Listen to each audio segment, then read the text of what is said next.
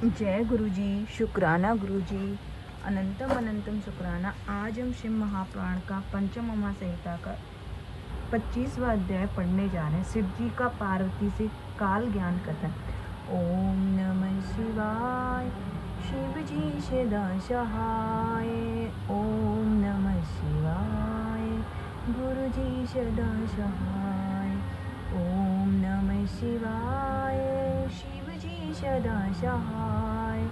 ओम नमः शिवाय, गुरु जी सदा सहाय। जय गुरु जी, शुक्राना। व्यास जी बोले, हे सर्वज्ञ सनत कुमार जी, यह तो आपने मुझे स्त्रियों का स्वभाव सुनाया। अब काल ज्ञान सुनाना चाहता हूँ। सनत कुमार जी ने कहा, ऐसा प्रश्न पार्वती जी ने शिव से किया था और कहा था, हे देव प्रभु, और तो मैंने आपसे सब कुछ सुन लिया, परंतु काल चक्र के संबंध में मुझे अब एक संशय रह गया कि मृत्यु का क्या चिन्ह है, आयु का क्या प्रमाण है। यदि मैं आपकी प्रिया हूँ तो वो मुझसे कहिए। तब देवी के इस प्रकार पूछने पर शिव जी ने कहा, हे प्रिय देवी सी, इस संबंध में मैंने तुमसे उस सत्य शास्त्र का वर्णन करता हूँ जिससे कि मनुष्य के काल, दिन, पक्ष, महीना, ऋतु, अयन, वत्सर आदि बाहरी और भीतरी, स्थूल या सूक्ष्म चिन्हों से मृत्यु के चिन्ह जाने जाते हैं। हे सुंदरी पार्वती, अब मैं तुमसे वैराग्य के अर्थ को लोक पराकाष्ठा यथावत कहता हूँ, ध्यान देकर सुनो। हे प्रिय, यदि अकस्मात शरीर चारों ओर से पीला और ऊपर से लाल हो जाए तो यह जानो कि मृत्यु के 6 महीने के भीतर हो जाएगी, और जब मुख, कान, आँख, जीभ बन जाए तो 6 महीने के भीतर ही मृत्यु हो जाती है।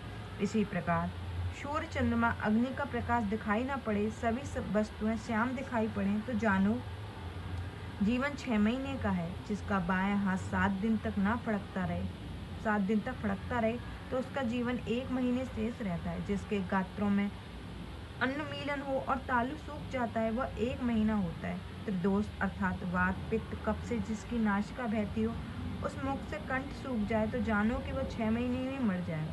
हे देवेशी, और भी सुनो, जिससे अपनी छाया सिर सहित दिखाई पड़े, बिल्कुल दिखाई न दे, वह महीना भी नहीं जी सकता। हे पार्वती, यह तो अंग संबंधी मृत्यु है, चिन्ह है। अब तुम्हारी बाहरी चिन्हों को सुनो।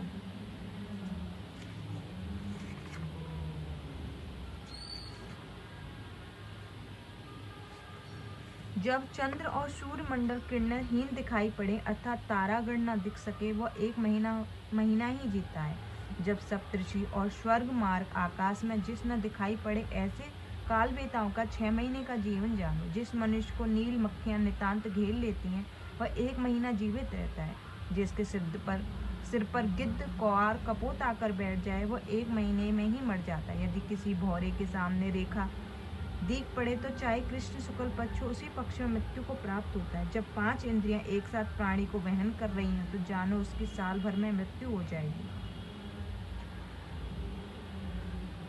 तथा 10 दिन तक ये बराबर समान गति बहती हो तो वर्ष भर या 6 महीने कठिनता से जीता है। केवल वाम नाड़ी 25 दिन तक बहती रहे तो केवल 25 दिन ही वह जीता है। इस प्रकार यदि कोई प्रमाणनाथ ब्रह्मांड में 17 दिन चढ़ा रहे तो वह मनुष्य 1 वर्ष 7 महीने 6 महीने तक जीता रहता है। यदि 9 दिन इसी प्रकार प्राणवायु चले तो वह 5 महीने जीवित रहता है। यदि किसी नाड़ी 13 दिन तक बहती रहे तो वह 1 वर्ष 4 महीने जीवित रहता है। यदि वाम नाड़ी में प्राण 14 दिन प्रवहन कर रहे हों तो 1 वर्ष 6 महीने और 24 दिन जीता है। 16 दिन के प्रवाह से 10 महीना और 24 दिन जीता है।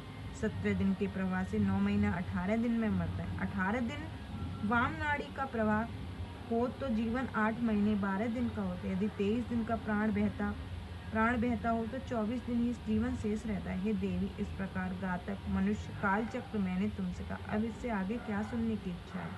इति शिव महापुराण 5वीं उमा संहिता का 25वां अध्याय समाप्त। जय गुरु जी, शुक्राना गुरु।